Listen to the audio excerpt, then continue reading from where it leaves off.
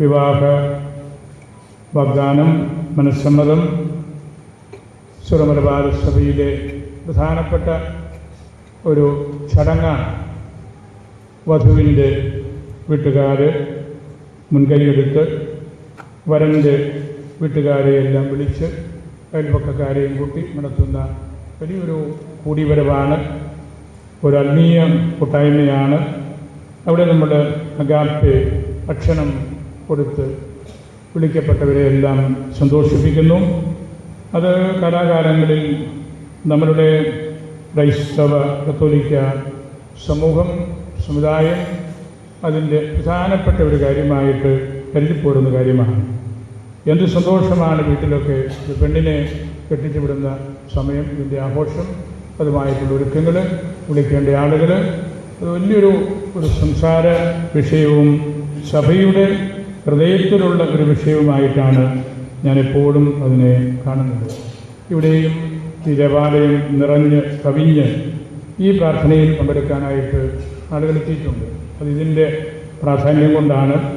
നമ്മുടെ വലിയ അകലങ്ങളിലുള്ള സ്ഥലമല്ല, മൂന്നാനിയും കുരുവിനാലുമാണ്, അയൽവക്കക്കാരാണ്, എല്ലാവരും തന്നെ പരിചയക്കാരാണ്. അപ്പം അതിൻ്റെ ഒരു സ്വാധീനവും തീർച്ചയായിട്ടും ഇവിടെ ഈ സമയത്ത് ഇതുപോലെ ഒന്നിക്കാനായിട്ട് പ്രേരിപ്പിച്ചിട്ടുണ്ട്. വിവാഹ വാഗ്ദാനത്തിൻ്റെ ഇപ്പോഴും നമ്മൾ നടത്തുന്ന ടെക്സ്റ്റ് പഴയ നിയമത്തിലെ ഏറ്റവും പ്രധാനപ്പെട്ട 3 കപ്പിൾസിനെ അനുസ്മരിച്ചുകൊണ്ടാണല്ലോ.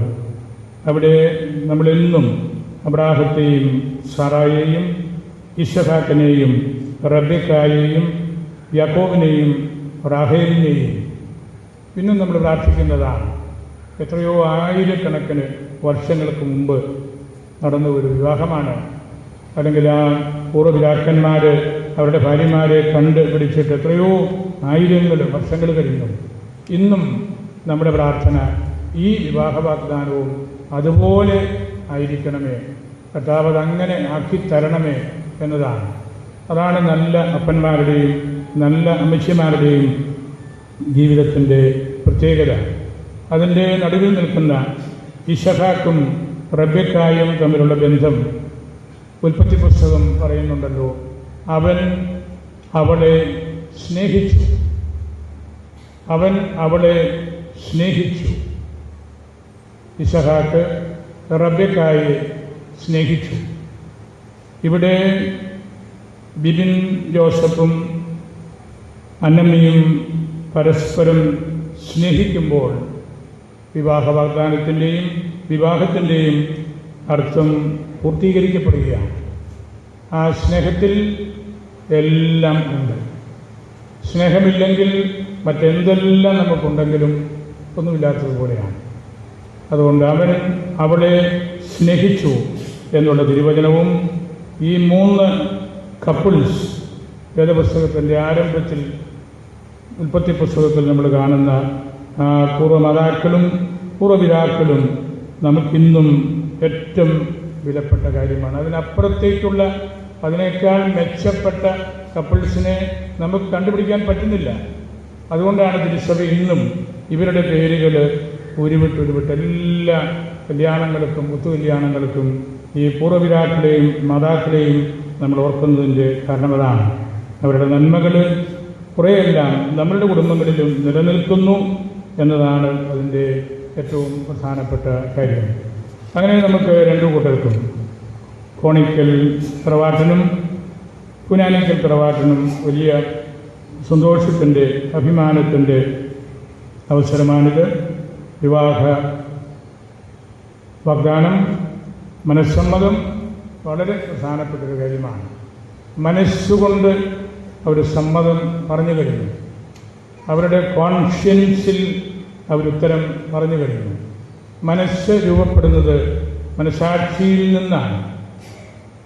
മനസാക്ഷി എന്ന് പറയുന്നത് കോൺഷിയൻസിയ എന്ന വാക്കിൽ നിന്നാണ്. With the proper knowledge. എനിക്ക് വേണ്ട അറിവ് ഉണ്ടെങ്കിൽ മാത്രമേ എൻ്റെ മനസാക്ഷി അനുസരിച്ച് ഞാൻ പെരുമാറുന്നു എന്ന് പറയുന്നതിൽ അർത്ഥമുള്ളൂ. എനിക്ക് കാര്യങ്ങളറിയാതെ, ഞാൻ പഠിക്കാതെ എൻ്റെ മനസാക്ഷി അനുസരിച്ച് ചെയ്യുന്നു എന്ന് പറഞ്ഞാൽ അത് തെറ്റാണ്. അങ്ങനെ ഒരു മനസ്സാക്ഷിയില്ല. മനസ്സാക്ഷി പ്രോപ്പർ നോളജോട് കൂടിയാണ്. നിങ്ങൾ അന്വേഷിച്ചു, നിങ്ങൾ തമ്മിൽ ആലോചനകൾ നടത്തി, നിങ്ങളുടെ വീട്ടുകാരെ അന്വേഷിച്ചു. അങ്ങനെ ഇവരുടെ മനസ്സിൽ അവരുടെ മനസ്സാക്ഷിയുടെ സ്വരം ഇവിടെ കേൾപ്പിക്കുകയാണ്. അത് വലിയൊരു കർമ്മമാണ്.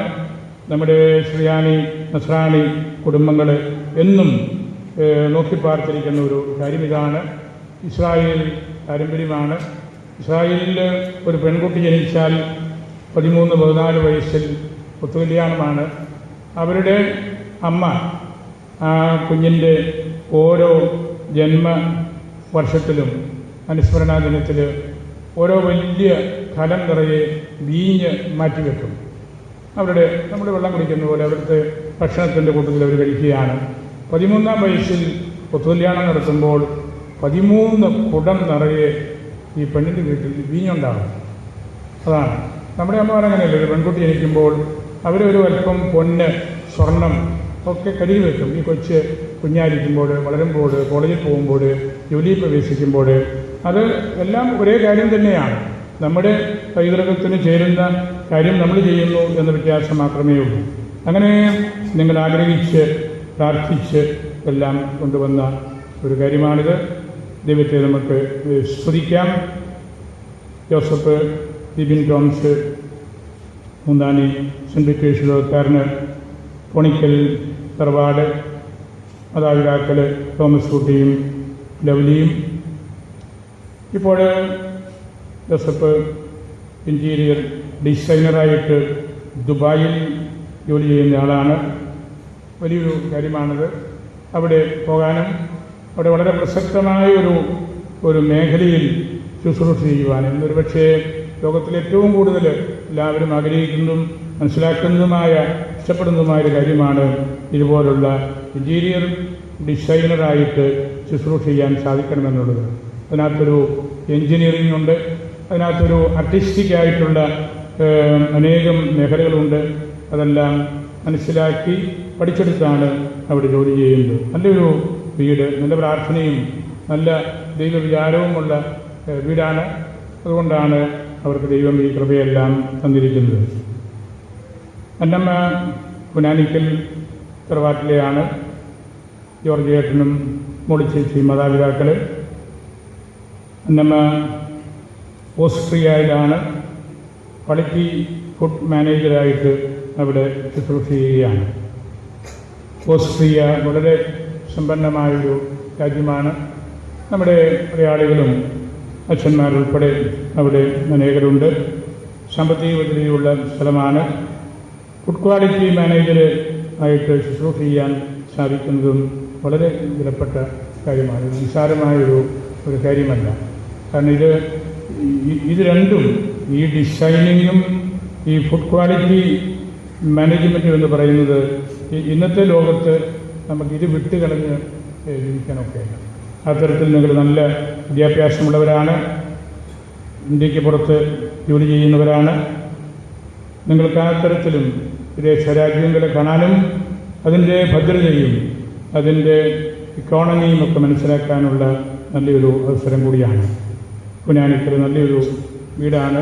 ഒത്തിരി പ്രാർത്ഥിക്കുന്ന ഒരു സമൂഹമാണത്. വർഷങ്ങളായിട്ട് ജോർജ് ഏട്ടന് എനിക്ക് പരിചയമുണ്ട്. 35 വർഷങ്ങളോളം ആയിട്ട് അദ്ദേഹം നമ്മുടെ രൂപതയിലെ ഏറ്റവും പ്രധാനപ്പെട്ട ഒരു സ്ഥാപനമാണ് സെൻറ്റ് തോമസ് പ്രസ്. നമ്മളുടെ ജലാളച്ചനും പ്രസ് മാനേജർ അച്ഛന്മാരും എല്ലാം ഈ പ്രാർത്ഥനയിൽ പങ്കെടുക്കുന്നതിൻ്റെ കാരണവും ജോർജ് ഏട്ടൻ അവിടെ ശുശ്രൂഷ ചെയ്യുന്നതുകൊണ്ടാണ്. ജോർജ് ഏട്ടൻ നല്ലൊരാളാണ്, നല്ലൊരു സ്നേഹമുള്ള നല്ലൊരു കൂട്ടുകാരൻ. എല്ലാ അർത്ഥത്തിലും ഒരു കബളിപ്പും പാഴ്വാക്കും ഒന്നുമില്ലാതെ ആത്മാർത്ഥമായിട്ട് പ്രസ്സിനെയും രൂപതയെയും അതുവഴി നമ്മളെയും ഒക്കെ വേഗം സ്നേഹിക്കുകയും വളരെ സ്വന്തമായ ആളെന്ന നിലയിൽ ഒരു ഫോർമാലിറ്റിയും ഇല്ലാണ്ട് വർത്തമാനം പറയുകയും ഇടപെടുകയും ചെയ്യുന്ന ആളാണ്. മോളിച്ചേച്ചിയെ ഞാൻ പ്രിയമായിട്ട് ഓർക്കുന്നു. അങ്ങനെ നല്ല രണ്ട് കുടുംബം